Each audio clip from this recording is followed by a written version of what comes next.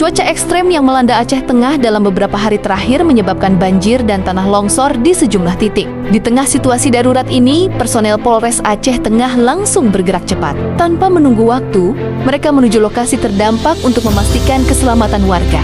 Di daerah yang terendam banjir, personel membantu mengevakuasi masyarakat dari rumah-rumah yang mulai digenangi air. Lansia, anak-anak, dan warga yang mengalami kesulitan bergerak menjadi prioritas utama.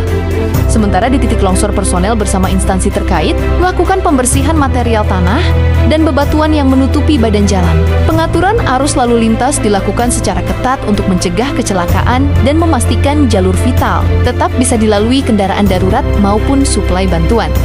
Personel Polres Aceh Tengah juga membantu masyarakat menyelamatkan barang-barang penting dan memberi pelayanan langsung di lokasi bencana. Respons cepat, kerja tim, dan sikap humanis menjadi wujud nyata kehadiran mereka di tengah masyarakat.